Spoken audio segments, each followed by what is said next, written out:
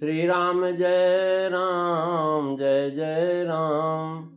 श्री राम जय राम जय जय राम। श्री राम जय राम जय जय राम। श्री राम जय राम जय जय राम। बोली सियावर रामचंद्र भगवान की जय। पवन सुत हनुमान की जय। उमापति महादेव की जय। सब संतन की जय, सब भक्तन की जय। सच्चियाँ जोता वाली माता तेरी सदा ही जय। बोल सनातन धर्म की जय। सतगुरुदेव महाराज की जय। नमो पार्वते पते हर हर महादेव। जय जय सीताराम। आदरणीय श्रोतागणों, मानस चिंतन चैनल पर आप सभी का स्वागत है। पिछली चर्चा में आप पुष्प वाटिका के प्रसंग में भगवान श्री राम और लक्ष्मण का पुष्प लेने के जाना और सीता जी का महाराज गौरी पूजन के लिए आना, ये प्रसंग श्रवण कर रहे थे। और उसी समय महाराज जब सीता जी इधर उधर देख रही थी, उसी समय लता भवन से प्रगट भेते ही अवसर दो भाई। महाराज कहे ये चर्चा आपने कल की कथा में सुना था। आज हम जो है दोहा नंबर 233 की प्रथम चौपाई से चेष्टा करते हैं आगे चलने की। तुलसीदास लिख रहे, शोभा शिव सुभग दो वीरा, नील पीत जल जाभ शरीरा, मोर पंख सिर सोहत नीके, अगोछ बीच बीच कुसुम कली के, मंगल भवन अमंगल हारी, द्रवहु सुदशरथ अजीर बिहारी। श्री राम जय राम जय जय राम। श्री राम जय राम जय जय राम। महाराज शोभा शिव सुभग दो वीरा, दोनों वीर शोभा की सीमा हद है, अर्थात इनसे बढ़कर की किसी की शोभा है ही नहीं और सुंदर है। उनके शरीर नीले और पीले कमल की आभा के समान है, मानो दो निर्मल चंद्रमा निकले हुए हैं। महाराज जलद पटल बिलगाए, कहने का भाव यह है कि चंद्रमा की सुंदरता में गिनती है। कुंवर सांबरोरी सखी सजनी सुंदर सब अंग, कुंवर सांबरोरी सखी सजनी सुंदर सब अंग, रोम रोम छब निहारी आली, बारी बारी फेरी डारी, कोटि भानु सुवन शरद सोम कोटि अनंग, सुषमाशील स्नेह सानि मानो, रूप बिरंचि संवारे, रोम रोम पर सोम काम सत कोटि बारी फेरी डारे। महाराज गीतावली का प्रश्न था। पहले कहे आए कह नहीं सके कछ बन सखचानी, सखियां सीता जी से कुछ कह नहीं सकी। शोभा शिव सखी की दूसरी सखी के पति है। जैसा आगे बता रहे हैं कि महाराज शोभा शिव कहकर के सुभग दो वीरा कहने का भाव यह है कि महाराज जो अत्यंत सुंदर होते हैं उनमें प्रायः वीरता नहीं होती, पर ये दोनों सुंदर भी हैं और वीर भी हैं। शोभा शिव सुभग दो वीरा। श्री राम जी श्यामता के लिए नीलकमल, नीले मेघ, नीलमणि, दुर्वा दल इत्यादि की उपमाएं दी गई हैं। और लक्ष्मण जी की गौर वर्ण के लिए स्वर्ण, पीत कमल, कुंद इत्यादि उपमा देते हैं। तात्पर्य है कि जैसी उनकी महाराज श्यामता गौरता है वैसे ही इनकी शोभा बनती। इसी से अनेक उपमाएं दी। कुछ लोगों ने शोभा शिव और सुभग के महाराज पुनरुक्ति दोष मान करके उसका निवारण करते हैं। सुभग शोभा और वीरा दोनों के साथ है।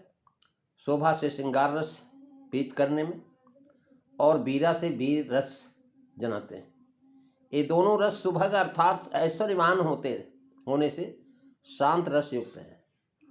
सुभग विशेषण से जनाया कि इनकी शोभा और वीरता श्रृंगार और वीर रस के विकारों से रहित। श्रृंगार का महाराज विकार कटाक्ष और वीर का प्रलापादिक, लेकिन ये इससे रहित है। कहने का भाव कि वीर तो स्वाभाविक ही हैं, पर इस समय इनकी वीरता श्रृंगार रस में है। श्रृंगार रस का ही दर्शन प्रथम हुआ है।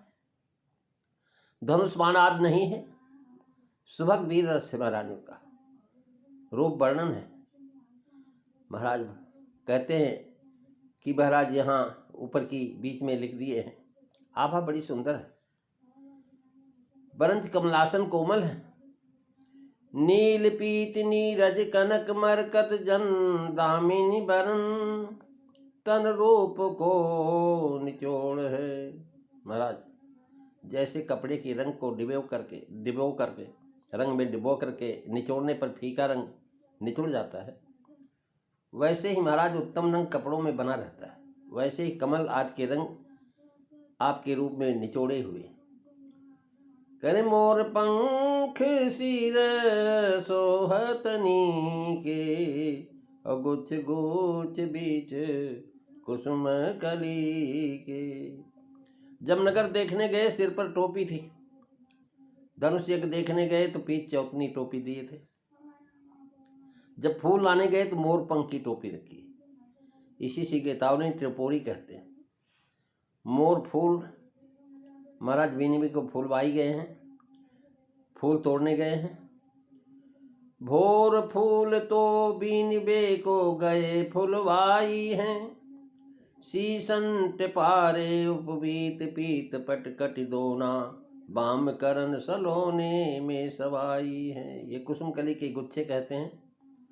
मोर पंख कुछ ऊंचा है, इसी से उसकी बराबरी के लिए गुच्छे लगाए गए हैं। कली लगाते ही तो न दिखाई पड़ती, इसलिए गुच्छे लगाए। कपड़े की टोपी महाराज कुसुम कली लगी है। जैसे धनुष के समय टोपी में कुसुम कली बीच बीच में लगी थी। महाराज मोर पंख का पाठ है, यानी जो है हड़ताल आदि भी नहीं है और हाशिए पर कोई दूसरा शब्द नहीं। मोर पंख महाराज रखे हुए मानो जो है कामासक्त नहीं है, काम जो है विजयी है। महाराज मोर जो है कभी जो है वासना नहीं करता। कह रहे हैं कि महाराज काक पक्ष नहीं कहा, मोर पक्ष का शुद्ध मानते हैं। मोर पक्ष तो महाराज श्री कृष्ण जी के ध्यान में है, न कि राम जी की ध्यान में। ऐसा जान पड़ता है। मोर पंख का ठीक अर्थ नहीं लगा पा रहे हैं। सिरन शिखंड सुमंदल मंडल बाल सुभाए बनाए। शिखंड का अर्थ है मोर की पूंछ, यानी उसकी जो है पंखे जो होते हैं ना, उसकी मोर पंखी टोपी है, आगे पीछे लगी हुई है। इस प्रकरण में दोनों भाई समय के अनुसार तीनों अवसरों पर 3 प्रकार की टोपियां पहने। नगर दर्शन के समय लाल चमकदार, रंगभूमि में पीली और मोर पंखी हरे रंग की, क्योंकि फुलवारी में हरे रंग की प्रधानता है। तो यहाँ गीतावली में कहा, मेचक पीत कमल कोमल कल काक पक्ष धर द्वारे शोभा सकल सकेली मदन सिद्ध सुकर सरोज समारे। महाराज जुल्फी कहते हैं, काक पक्ष जुल्फी को कहते हैं। इस पाठ में नंगे सिर होना पाया गया है। चौतनी है महाराज, काक शिखा सिर है। काक पक्ष को प्राचीन और शुद्ध माने तो निम्न अर्थों में रुचिकर समझ में अर्थ लिखते हैं कि महाराज गुच्छ बीच बीच कुसुम कली के, पाठांतर है गुच्छा बीच बीच महाराज कलियों के लगे हुए टोपी पहने हैं। और जो महाराज भाव होगा कि पंक्तियाँ महाराज टोपियाँ जो हैं कलियाँ रेशम और सुनहले रुपहले तार आदि की हैं जो टोपी पर कढ़ी हुई है। और नंगे सिर दोनों के केसों में महाराज कुसुम कली के गुच्छे लगे हुए हैं, जहाँ पर बाल दिखाई दे रहे हैं। माथे पर तिलक और पसीने की बूंदें सुशोभित है। सुंदर कानों में सुंदर भूषणों की छवि छाई हुई है, अर्थात कुंडलों की कांति फैल रही। तुलसीदास जी लिख रहे हैं कि भाल तिलक सम सिंधु सुहाए, भाल तिलक श्रम बिंदु सुहाए, और सवन सुभग भूषण छवि छाए, मंगल भवन अमंगल हारी, द्रबहु सुदशरथ अजीर बिहारी। अभी महाराज स्नान करके आए हैं, पूजा पाठ करके। इसी से महाराज भाल पर तिलक वर्णन करते हैं और समबिंदु कहते हैं। तिलक रेखा की शोभ पूर्व नगर दर्शन का समय लिखाए हैं। और इससे यहाँ महाराज इतना ही कहा, एक तो शरद ऋतु है, दूसरे प्रातः काल का समय, तीसरे फुलवारी निकट है। इतनी ही दूर आने में महाराज पसीना हो गया प्रकट। इससे सूचित कर रहे हैं कि दोनों भाई अत्यंत सुकुमार हैं, सुहाए यानी छोटे छोटे बूंद मोती की तरह झलक रहे पसीने। श्रम कहाँ हुआ। आश्विन मास का घाम कड़ा होता है महाराज, उससे थकावट भी आती है। फिर लता चीर करके निकलना पड़ा, इससे परिश्रम हुआ। और अत्यंत सुकुमार कोमल नाजुक है, इससे महाराज फूल उतारने में भी परिश्रम हुआ। और महाराज थोड़ा सा पसीना आ गया चेहरे पर, बारीक बारीक बूंदे। यद्यप और भी कारण है, तथापि मुख्य कारण सीता जी का प्रेम। उनके प्रेम के कारण रगों में खून दौड़ रहा है। और नहीं तो महाराज अभी सवेरे का समय फुलवारी में टहलना कोई विशेष श्रम तो नहीं था। मजा यह है कि सखियों सुकुमारता के कारण पसीने के श्रम से उत्पन्न समझती हैं। भाई ये तो सुकुमार हैं, और इनको महाराज फूल तोड़ने में इतना श्रम हो गया कि पसीना निकल आया। इसको मुख्य कारण स्पष्ट समझाते हैं। शाम को संध्या समय इनके विपरीत जब चंद्रमा की किरणें शीत उत्पन्न करेगी, तब रामचंद्र चंद्रमा की निंदा करते हुए उसको हिमकर कहेंगे। महाराज श्री किशोरी जी का दर्शन का फल पाने में श्रम हुआ, इसी से संबिंद सुहाए कहा। श्रृंगार रस का भाव है। गोस्वामी जी ने तिलक का पूरा वर्णन ग्रंथ भर में कहीं नहीं किया, कारण कि वैष्णवों में 4 संप्रदाय हैं, चारों में महाराज दोनों ऊर्ध्व रेखाएं अवश्य है। भेद केवल के बीच की तिलक में है, इसमें मद्भुत कारण है। उन्होंने तिलक शब्द मात्र कह करके महाराज सब कुछ लगा दिया। गीतावली में प्रायः केवल ऊर्ध्व पुंड का ही वर्णन जाता है। भाल विशाल विकट भिकुटी बिच तिलक रेख रुचिराजय, मनहु मदंतम ताकि बरकत धन युगल कनक सर साजय। महाराज श्रवण सुभग है, कान बड़े सुंदर हैं, अर्थात भगवान भी बड़ा सुंदर हैं। कुछ आभूषणों से सुंदरता नहीं, वस्त्र आभूषण के त्याग देने पर भी उसकी शोभा वैसी ही रहती।